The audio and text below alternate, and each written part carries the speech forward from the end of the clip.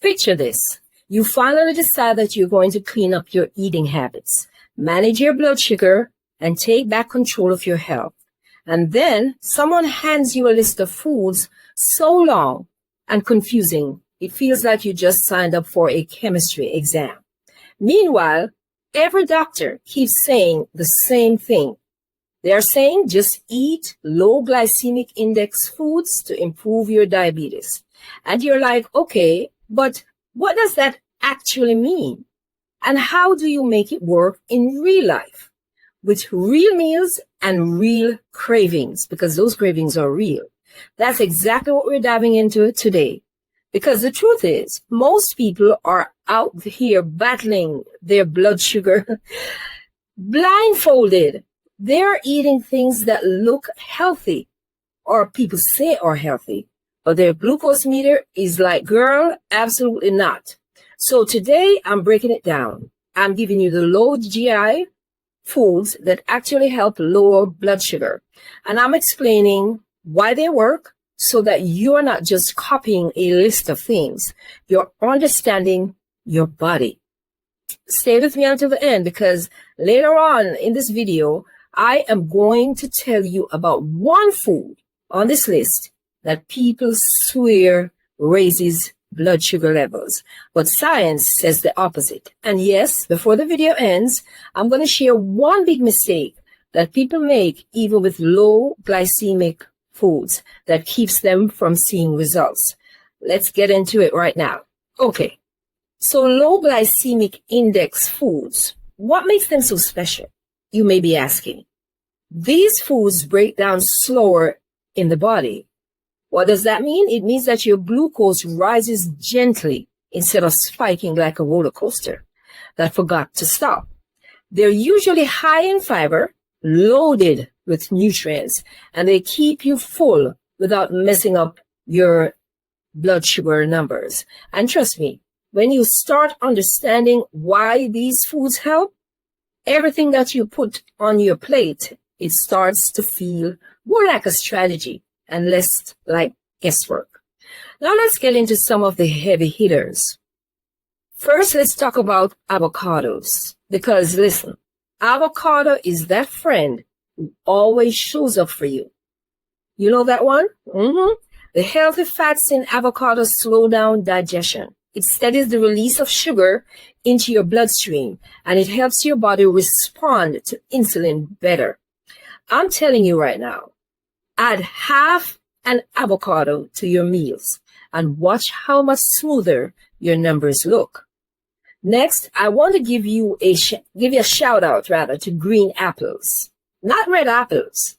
We love them, of course, or we prefer them, but green apples are the ones with that tart, like having an attitude, and a lower glycemic impact. They're high in fiber and especially pectin, which slows down sugar absorption and keeps your stomach full longer.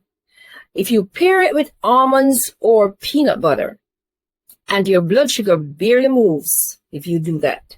And one food that people sleep on when it comes to diabetes, managing your diabetes, that is okra.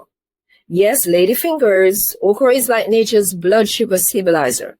It has the soluble fiber that forms a gel-like consistency in your gut. And that gel slows down how fast carbs turn into sugar. A lot of people swear by okra water. I do. But honestly, the whole vegetable is even better if you can, eat that. Just kind of steam it and have it alone. Now let's talk about chayote. If you grew up in the Caribbean or Latin America, you already know that chayote, in Jamaica we call it Cho-Cho. It's low calorie, low carb, packed with fiber, and it digests slowly. Add it to soups or steam it with herbs and garlic. It fills you up without spiking your blood sugar. Then we have bitter melon, the one food that has people either praising it like gospel or running away from it like it's punishment or the plague. But listen, while it might not be the best tasting thing, bitter melon is powerful. The compounds inside of it actually help your cells use glucose more effectively, almost mimicking insulin. That's why so many cultures use it as a natural medicine. The taste, that's between you and your palate.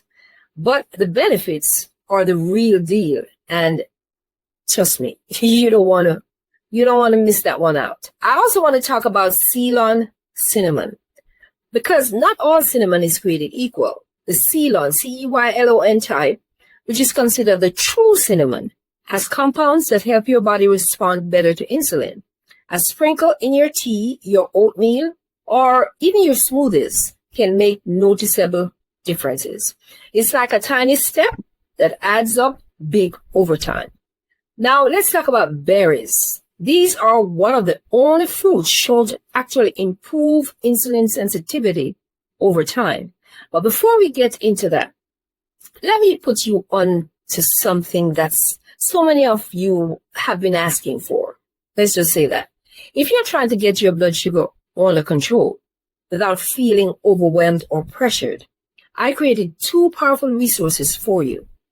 The first one is my Diabetic Comeback System. It comes in a bundle, and listen, this one is all about helping you take back your health with simple, realistic changes that you can start today. No crazy diets, no starving yourself, none of that. Just a clear roadmap to stabilizing your numbers, your A1C and your blood sugar, and feeling like yourself again. This bundle comes with a guide showing you exactly how I reduced my A1C from 13.0 to 5.5 in 6 months. It has a blood sugar tracker, logbook, and journal. And it also comes with a diabetic-friendly recipes. I can personally vouch for those. And the second one, that's the bundle, How to Conquer Sticky Blood. If your blood is too thick, sluggish, or slow, or if your circulation has been acting up, this guide breaks down what's actually going on inside of your body, and it gives you natural strategies to support healthy, smoother flowing blood. And that's what you want. Both of these were created to make your life easier and your diabetic journey much easier, not harder. So if you're ready to get serious about your health, check out the links below in the description.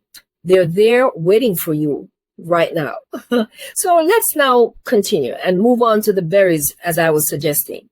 Blueberries, raspberries, blackberries, strawberries. These are like nature's candy if you have a sweet tooth, but the kind that actually works with your body. They are rich in antioxidants and fiber, meaning that they satisfy your sweet tooth while keeping your glucose level under control. And they are some of the only foods that have been shown to actually improve insulin sensitivity over time. Now let's continue to the next one. There are also more fruits that work beautifully for stabilizing your blood sugar. Cherries, oranges, grapefruit, lemons, limes, guava, pomegranate, peaches, apricots, pears. All of these have natural sugars, yes, but they digest slowly because they come with fiber, vitamins, and water. The key is that you're eating the whole fruit, not the juice. So make sure you are mindful of that. But still make sure that you're eating also in moderation. That means possibly half of a fruit at a time instead of the whole fruit. If you use them to make fruit juices, it's basically sugar with the fiber stripped away, just so you know. And guess what? It hits your bloodstream so much faster and harder. That's why whole fruit is the way to go and not juice. Let's talk about the greens now, because listen, greens are the unsung heroes of blood sugar control and management. Spinach, kale, collard greens, and broccoli. These are rich in magnesium, fiber, and plant compounds that help your body manage sugar so much better. When you add greens to your meals, everything that you eat digests slower. It's like putting a speed bump in front of your blood sugar, if that explains it better. Then we have the powerhouse plant proteins, beans and lentils. People underestimate how good beans are for blood sugar. They're full of fiber and protein at the same time. So they take a long time to digest. In fact, beans are so steadying that they can improve your blood sugar, the response to your blood sugar for your next meal. They have what researchers call the second meal effect. Eat beans for breakfast, and your lunch blood sugar numbers will behave much better. That's how powerful they are. And don't forget the little foods that pack a punch. Chia seeds, that's how I pronounce it, chia, flaxseed, pumpkin seeds, and almonds. These are full of healthy fats, fiber, and protein. The three things that slow down how fast sugar hits your blood. Sprinkle them into yogurt, add them to a smoothie, snack on them between meals. They help keep your numbers from jumping all over the place. Trust me on this one. And here's the big mistake that people make. I remember I mentioned that I was going to talk about that. Even with low glycemic index foods, thinking that they can eat unlimited amounts. Even low GI foods need to be eaten with mindfulness and moderation. Portion sizes still do matter. Portion control is still part of the process. Yes, I can't say that enough. Healthy foods can still raise blood sugar if you overdo it, especially fruits. One or two servings per meal is enough. A cup of fruit is usually the right serving, and pairing foods makes a whole lot of difference. If you're eating fruit, add some protein or a healthy fat right beside it, like berries with Greek yogurt or a pear with almonds. That combination slows digestion even more, and it keeps your blood sugar happy. And that's what you want, right? And I've got to say this because it's important. Always check in with your doctor or a registered dietitian. Everyone's body responds differently to different things. What works for one person might hit another person differently. Always remember that. Managing diabetes is personal. It's not one size fits all. Absolutely not. And sometimes you have to experiment to see what works for you and what doesn't. All right. Now, remember how I told you that earlier? I told you earlier, there's one food that people think raises blood sugar. Are you ready for it? Science says otherwise. That food is sweet potato. Some folks think sweet potatoes spike blood sugar. People hear potato and panic, but sweet potatoes don't behave like regular white potatoes. Their glycemic impact is actually much lower. Yes, especially when you bake them or boil them instead of mashing them with sugar. They're packed with fiber and slow digesting carbs, so your glucose rises gently instead of dramatically. The fiber keeps digestion slow, and eating them with a protein like salmon or lentils keeps your sugar steady.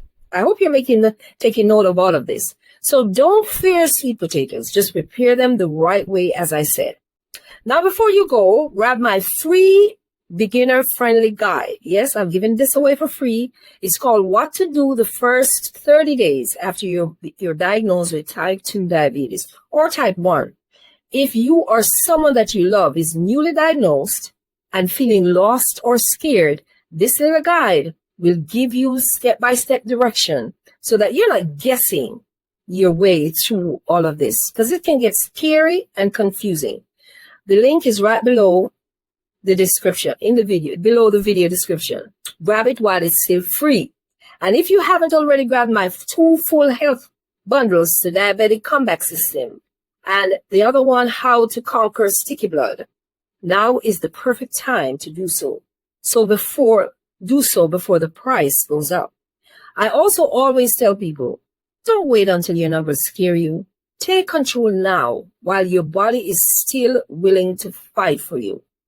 Both of these links are right below in the description. Trust me, you'll be glad that you got them. And of course, don't forget to subscribe and tap that notification bell, because in my next video, I'm breaking down exactly what to do the moment you get diagnosed with diabetes. Trust me, you do not want to miss that video. Nope. That upcoming video is oh my goodness, it's a blockbuster. To wrap this up now, I want to leave viewers with this. I want to leave you with this. Diabetes doesn't mean giving up your food, the one that you love. It just means learning how to pair foods together, choosing the ones that work with your blood sugar, and making small changes that add up to results. You deserve meals that make you feel good, not guilty, not anxious, nor confused. Stay tuned, because in another upcoming video, I'm diving into the foods that look healthy but secretly spike blood sugar like crazy. And you do not want to miss that video either. Thanks for watching.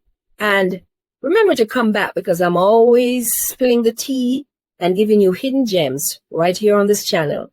Take care now. Take care of your health. Yes, do that. Yeah.